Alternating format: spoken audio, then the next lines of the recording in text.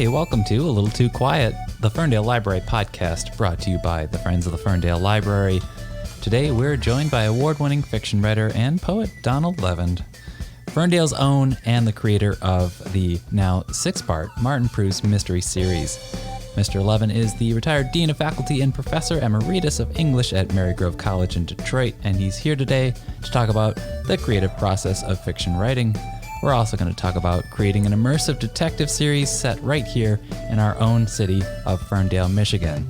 I'm Jeff Milo, and Kelly Bennett's joining me as well. And Don, welcome to the podcast. Thanks so much. It's a pleasure to be here. It's great to see you. You know, I'll just be candid on this podcast. We're basically neighbors. It's good to see you here in the library doing a podcast. But I've been admiring your work as a fiction writer for years now. Thank you.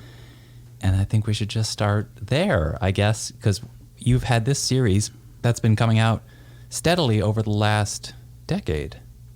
Pretty much, yeah. Yeah. But let's go way back. Okay. When and how did you realize you had a passion for the craft of writing?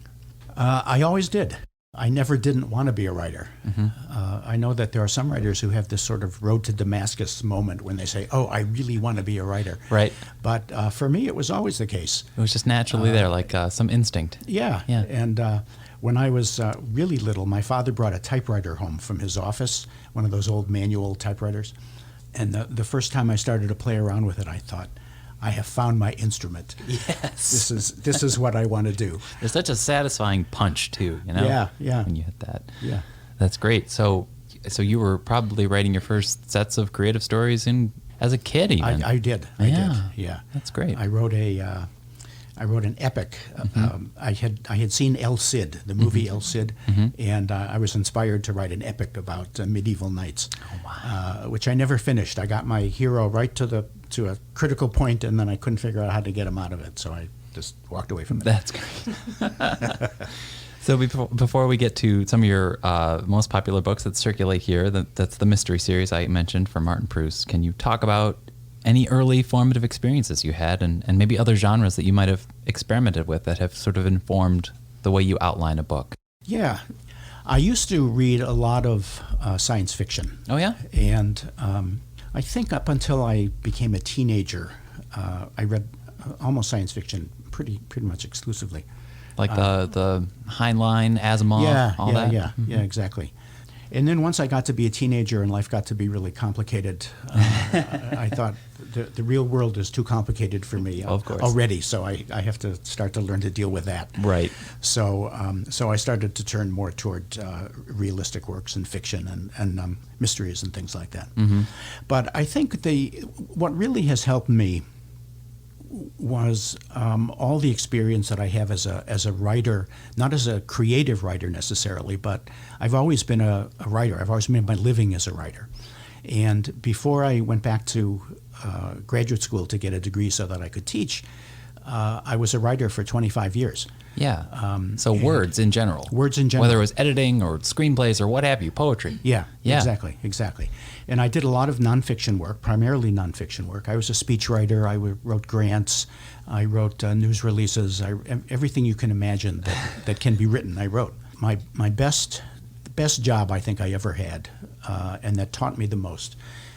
When we lived in New York City, I was speechwriter for the commissioner of the health department in New York City. All right. And I wrote speeches, but I also wrote op-ed pieces, and I wrote articles for medical journals. And Ed Koch was the mayor at that time. Mm-hmm. So this would be the 80s? This would be the 80s, okay. Exactly.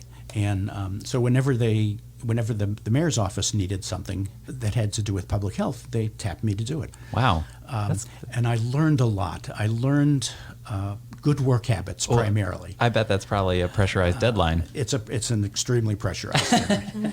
One time the mayor's office called over and said, we want a summary of the new anti-smoking regulation in an hour. Oh, gosh. No. So they asked me to do it, and it was like over lunch hour. So I'm at my desk, and I had a word processor, so I'm doing a word processing, and I hear a commotion outside. My office looked right onto Center Street in Lower Manhattan, and I look out, and I see that there are the people on the ground, and they're all pointing to the sky.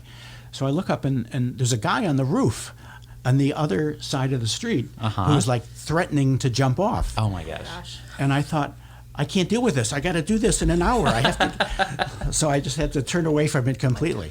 And learning that kind of focus has been really helpful. I was going to say, living in New York must be difficult to focus in general, let alone when someone's on top of the building next to you. Well, okay, New York, but tell us about when you moved to Ferndale, and this is a totally non-writing question, but what you appreciate just about living here in this community. We moved to Ferndale in 2000. In fact, so we've been here 20 years, pretty much, because we moved at this time of year. My wife and I had left Detroit in the 70s. Okay. She's from Detroit originally. I'm from Boston, Massachusetts originally, but grew up in Detroit. So we moved away, and in the 90s, we were living in Buffalo, New York, because very cold, snowy, but a nice place. Sure. Buffalo's a nice place. Yeah. And I had thought that I was going to go back to school to be a special education teacher, because while we were in New York City in the 80s, my stepdaughter, Sue's daughter, had a child who turned out to be multiply handicapped. His name was Jamie, and they were living in Buffalo at the time. So as it happens, the mayor was changing in New York City at that time. Koch was leaving, Ed Dinkins was coming in. The guy I worked for, the commissioner, was leaving. So it seemed to me to be a good idea that was a good time to move up to Buffalo, to be nearer to our daughter and grandson.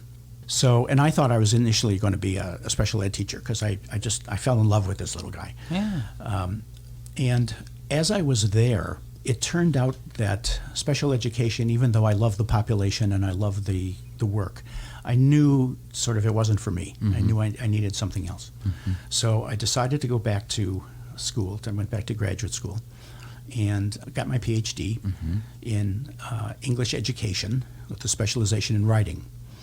And when I graduated and needed a job came up in Detroit at Marygrove College. Oh, great. Which is sadly defunct anymore. But this was in 96. I got a job at Marygrove, and we moved back to Detroit. We lived downtown for a while in the Millender apartment building. And when we were looking for a house, we started to look around in Ferndale. And we looked around in Royal Oak, and we were both West Siders, so this is sort of, we naturally gravitated to here. As it happens, a house came available. We love the neighborhood. Northwest Ferndale, you can't get better than that. So we moved, and I love Ferndale. Yeah. I just find it, a perfect size city. It's the services are perfect. They clean the streets. One of the things we were looking for is, we want to move to a place where they pick up the garbage. Well, sure. So didn't always happen in New York in the 80s. It doesn't always happen in New York. That's right. In fact, we got a ticket. Or Detroit. Right. Or Detroit. Right. We got a ticket for littering in New York City, believe it or not. When we had first moved into our apartment, we put the boxes out on the street. Yeah. So we got a ticket for littering. And you can imagine littering in New York City, how it's kind of weird. Well, this is a shameless transition because you said that Ferndale had good services. I think it's got a good library. I'm a little biased, which leads us to the next question of just asking you about libraries in your life and your memories and what. I imagine you must have spent a lot of time in libraries. You wrote most of a book in a library? I did. Tell us about that. It's impossible to overstate the importance of libraries for me. Ever since I was a little kid, when we moved to Detroit, I went to Bagley Elementary School. And I remember the librarian. The librarian's name was Mrs. Kildsonk, and it was my refuge. Yeah. We didn't have any books in my house except for books that I had. And I just loved it. I loved she was very stern. I mean, she was sort of a stereotypical librarian, in many ways. Great name. Kildsonk, yeah. But she was very kind about letting us pick whatever we wanted to do to read. Oh, yes. So it was so important. It was just so important. And my local library was the Sherwood Forest branch of the library, which I spent a lot of time in. I used to ride my bike there all the time. Then when I went to college, I was pathologically shy as a college student. Yeah. And whenever my roommate would have his girlfriend over, I didn't have a girlfriend, but so I had to find some place to go. Right, and where else? And where else but the library. And I went to Oakland University and had a phenomenal library at that time. I used to go and listen to records. It was how strange, a library has records. Right. What an amazing thing. So I would listen to Sonny Terry and Brownie McGee, and I discovered a whole world at that library. Yeah. And then I write. You're absolutely right. I write in libraries now because it's too distracting to work at home. Yeah.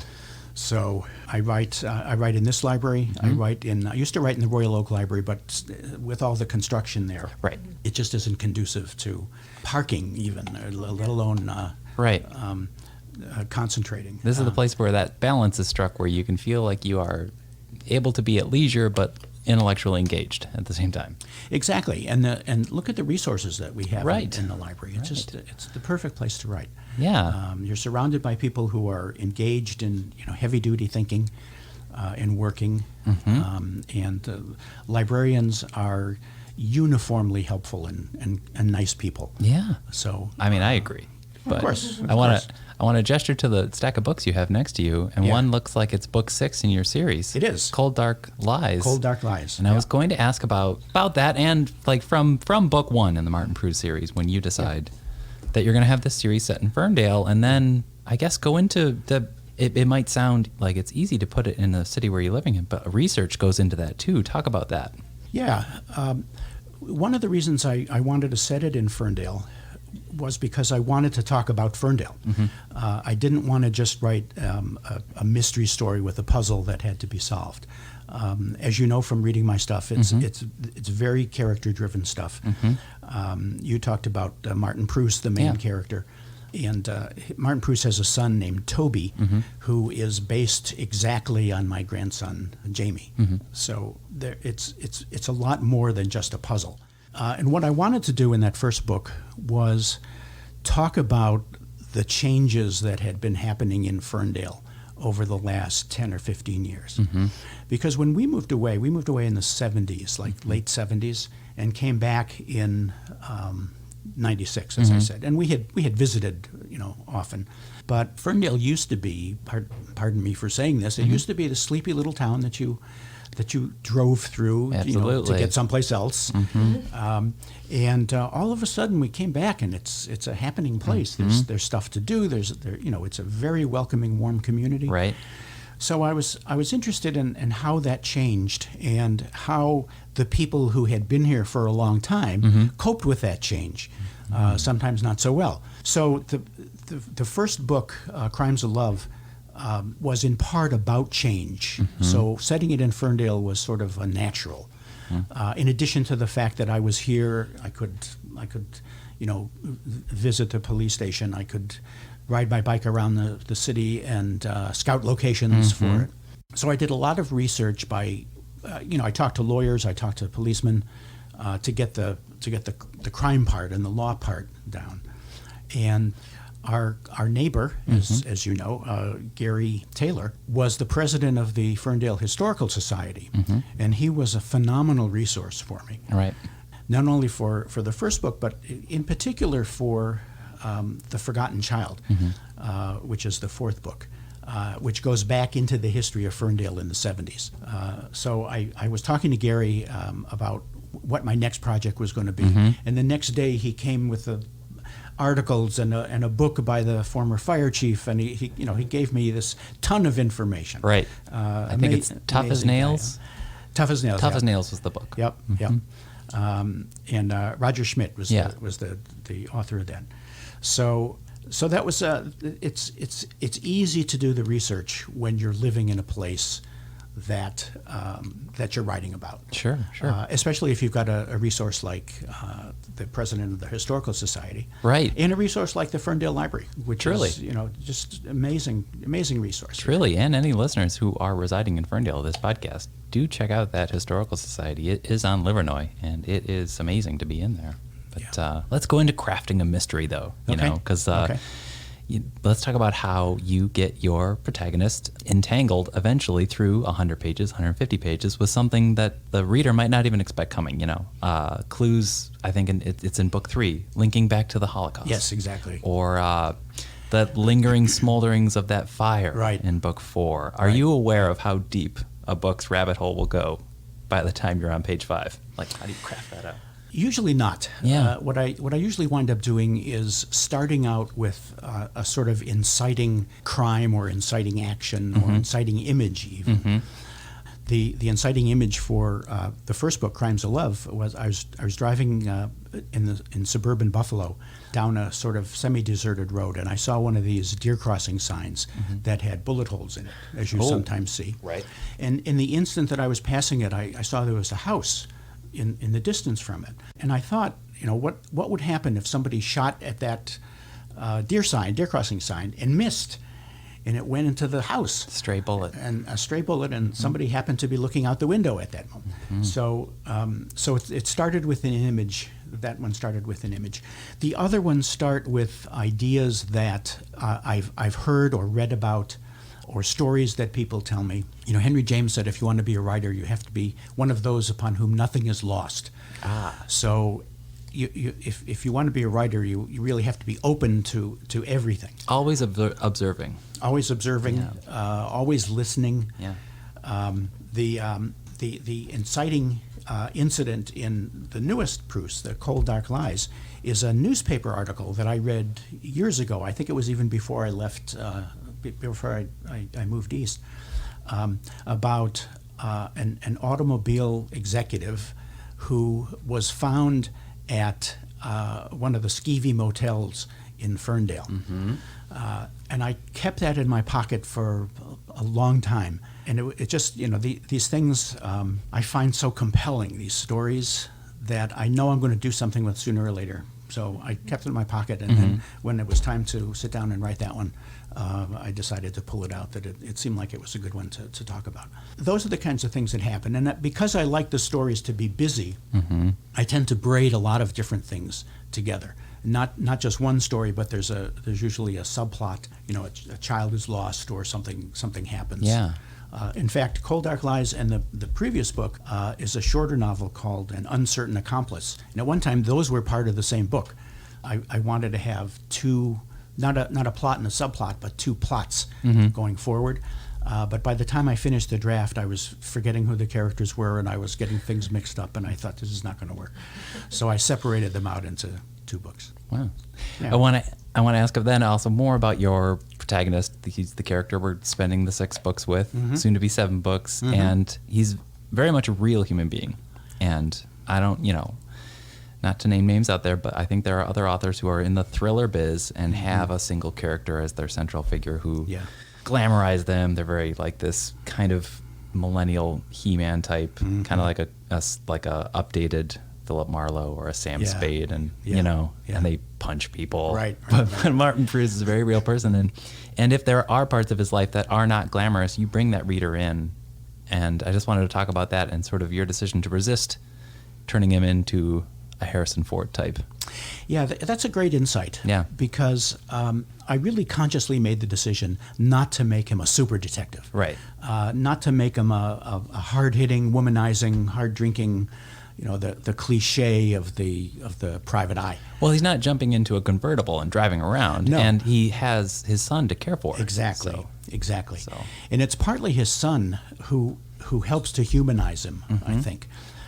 Because his son grounds him. His son lives in a group home, as I said, is multiply handicapped. Lives in a group home because Martin Preus is a widower, and with his crazy schedule, first on the police department and then later when he resigns and becomes a private detective, he can't arrange to have his son taken care of. So his son lives in a group home, as did my grandson Jamie, and his son is a source of peace for him and solace and understanding. His son is nonverbal, so they can't have a conversation exactly, but he loves his son fiercely. And when he goes through his days and people lie to him and sometimes people shoot at him and he has all of these adventures. Right. He goes home to his son, or he goes to his son's group home, which he does every night, and he wakes him up. He goes in the morning and wakes him up in the morning. And his son grounds him in an important way, and teaches him, or Martin tries to learn from him, what is really important. And what is important is not being a two-fisted, womanizing, convertible driving hotshot. Right. But it's to be, kind and understanding and patient. Sun teaches him patience. Yeah.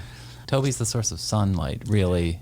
And when you think of mysteries, you think of noir, and it's in the shadows. Yeah. But he's sunlight in his life. Yeah, that's a good way to put it. Yeah. And people who read the books come away thinking that Toby is their favorite character. Yeah. He's somebody that everybody remembers. Yeah. And the other thing I wanted to do with Toby is give up an accurate, sympathetic portrait of someone who has multiple handicaps. So I've never seen that. I've never seen it in mysteries, and you hardly ever see in fiction in general. I think authors are apprehensive to bring it in. Yeah. And I just jumped in with it. I wanted to show people not only the challenges of having a handicapped son, but also the joys, the potential joys. Because as you say, Toby is a source of sunlight for him in an otherwise dark world. Yeah. I think that's so valuable because, there are parents out there, siblings or, folks who are looking to get into work with people with special needs, and to see an accurate and sympathetic portrayal is, I think we take for granted that fiction is supposed to be, exciting, entertaining, whatever, which it is. Or like books are like a movie on paper, right? But it also it shows us worlds we don't know anything about. Yeah. So that can lead to sympathy for people if you have, a character that maybe somebody wouldn't actively choose to read about, but now they've, been with him for 7 books, And one of the things I'd like to do in my books, if not the major thing, is enlarge people's sympathies and understanding. They're not just a movie on paper, right? As you said, they're not just a happy way to spend a couple of hours. Right. I really try to use the fiction and use the mystery genre as a way to increase people's understandings. As I portray people who are operating under the stresses of crime, my focus is not so much on the crime or the solution to the crime, as much as the relationships and the effects of cascading violence down generations. So I'm trying to really approach people with the aim of transforming them in an important way. Right. Even just getting us thinking about how we all cope. Because when you think about the classic trope of a detective, he solves if you think about very, very classic tropes like Nick and Nora, everything's kind of all right at the end, and they got all the clues found, but not every mystery is solved, and there is there are ends left untied. That's right. So that's right. So that book can help. These books can help you. That's real life. Oh yeah. Yeah. You got to cope with real life. Yeah. And that's another reason why I wanted to make Martin Preus not a super detective. Right. I know policemen. Their goal is to get home safely at the end of the day. They're like everybody else. Right. So they've got the same kinds of stresses that everybody else has, and I'd like to show Martin, working through those stresses. Plus, he also, in his case, he also has a good deal of guilt that he's working through from his own personal life. Not so much with Toby, but with other aspects of his personal life. And does any interactions you've had with local police officers ever inform the way you might write Martin, or at least the perils he gets into? To an extent. Okay. I'm friends with the former police chief Michael Kitchen, and he tries to keep me honest in terms of what weapons do they use, and all different kinds of inside information like that. But for the most part, I think I have my own concerns that I want to work through in these. Yeah. So even when I'm using basic information that's basically true to start with, or crimes that are basically true, I always change them, and I do different things with them because I want to. I have my own agenda in the books. Let's get dystopic.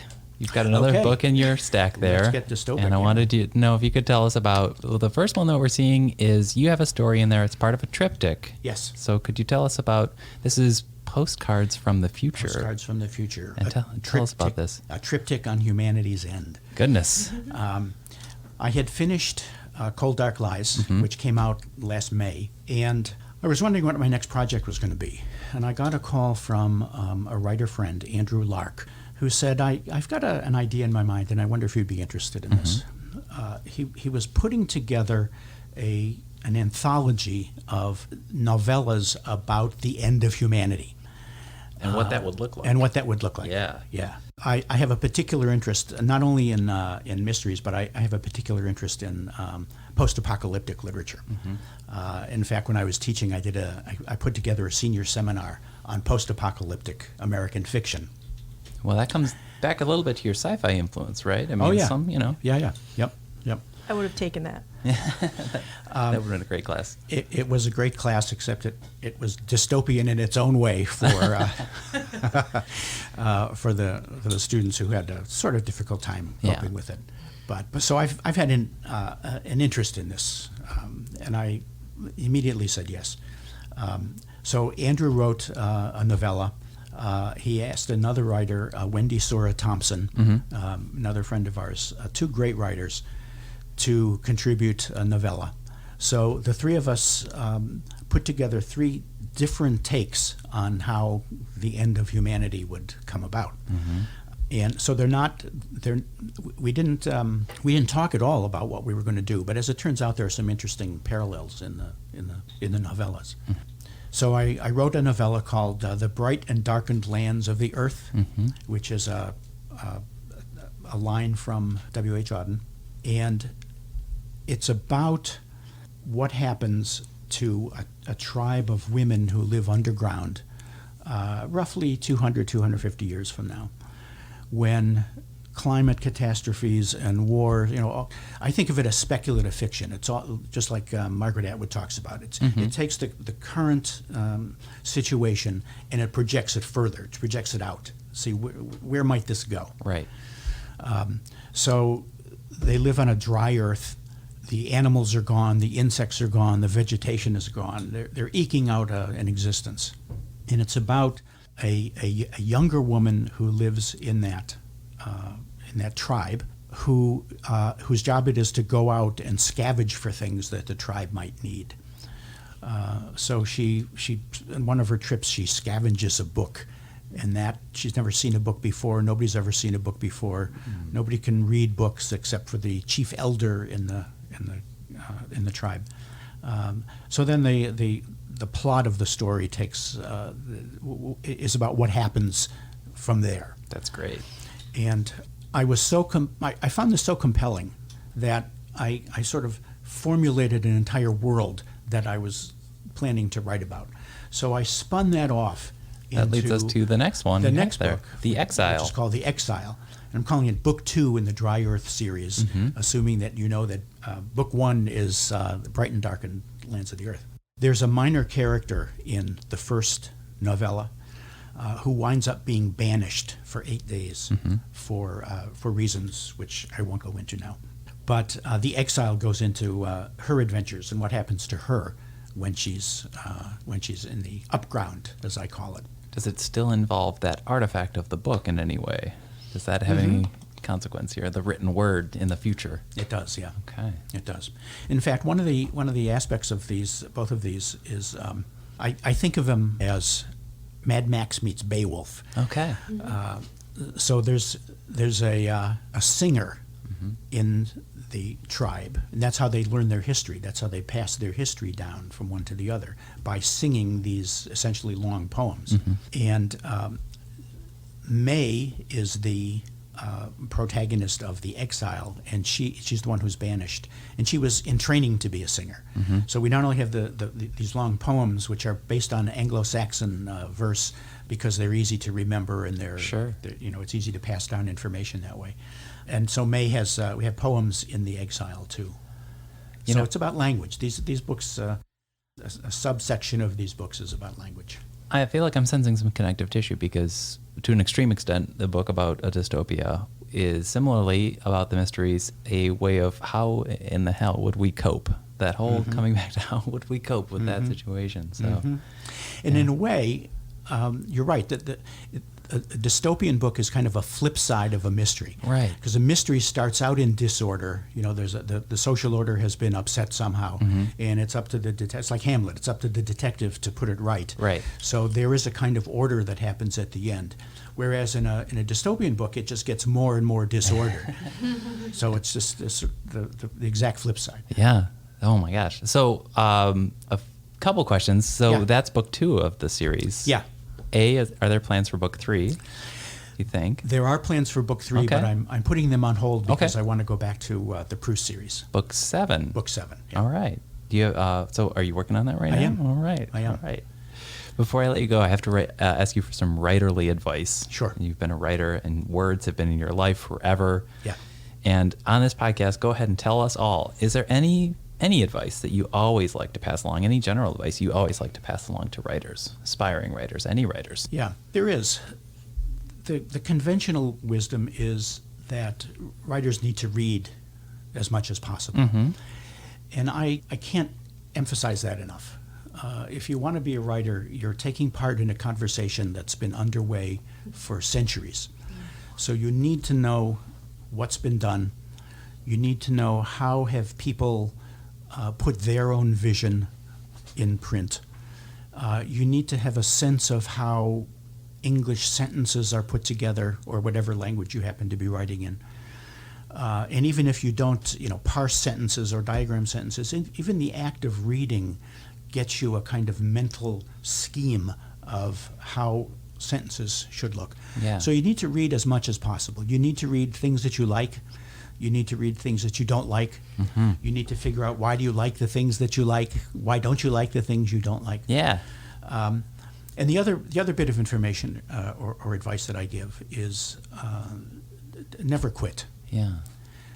Pay your dues, but never quit. It's so easy to get published nowadays. It's so easy to just put your own book out now. A lot of people are skipping over the dues paying part of being a writer. Well, that might be, if I can editorialize, that might be a social media effect where they just want to post it right now. They want to share it and get out there, and I think you're exactly right. So you got to pay your dues. But just like you're a music guy, and just like bands aren't going to be great right out of the box. You've got to pay your dues. You've got to work the bars. You've got to get in the van and go from city to city. Right. Too true. Yeah. Too true. And then another question. So we had another author, local author, Michael Zadorian, on, who also likes to set his books in this area, right here in his home. And you do that too. And I just wonder, or I worry that writers might, they might get that urge that they have to have their book be sensational and exciting and be in somewhere glamorous, like New York or LA, or someplace that they might not actually know about. So any advice to people who are second guessing themselves as to whether or whether not to just try setting it in your hometown as an author? I would first ask them, why do you want to set it in New York, or why do you want to set it in LA or Las Vegas or wherever? And then maybe try and work around to see what the goal of doing that is, and maybe suggest that if you look a little closer to home, you can do the same things, and you know more. I don't want to suggest that you only have to write about what you know, because I think that's really bad advice, and that's the other piece of conventional wisdom that gets passed along. And that takes all the joy out of discovery in your writing. It takes all the excitement out of it. At the same time, you really have to know what you're writing about, which means that if you don't know it, you've got to do the research. You've got to look into what you're going to do. And sometimes the microcosm, if you look in the microcosm of a Ferndale, you'll see the same things that you would see in a New York City, but you'll see it in a specific locale, and it becomes more powerful that way. The characters will be more specific. There'll be characters that everybody can relate to and know about. So I'd have a conversation with somebody who had that in mind. Yeah, but that also comes back to research is key, right? Yeah, we can't just think up an exciting plot, right, with exciting people, right. it has to be realistic too. You have to do That's that right. work. You That's have to go to that historical society to read about that fire that happened here in the Ferndale and right down here on 9 Mile. And a lot of people actually don't know about it. Yeah, So I didn't know about it. right. And I was living in Detroit at the time, and I don't think I'd ever heard of it. Yeah, there was a major fire on 9 Mile, and an entire building went down in the 70s. Yeah. Yeah, and you'll learn all about that if you go to the Historical Society. Don Levin, thanks for being here on the podcast, on the Ferndale Library podcast. My pleasure. Thank you. And glad to have you here in Ferndale. You're residing on the street that I literally grew up on as a child. So appreciating, especially, I'll speak for everybody, that you're writing books about a Ferndale that is changing, but also glad that you love libraries so much. And we recommend that you visit Don Levin's blog. It's donaldlevin.wordpress.com, where he shares essays, previews of soon-to-be published works, and spotlights other authors who are writing quality work that may be outside the boundaries of the traditional mass-produced commercial publishing world. And it's actually there that you can read the first chapter of this new book that we talked about, The Exile. It's book 2 in the Dry Earth series. Thank you so much to Don Levin.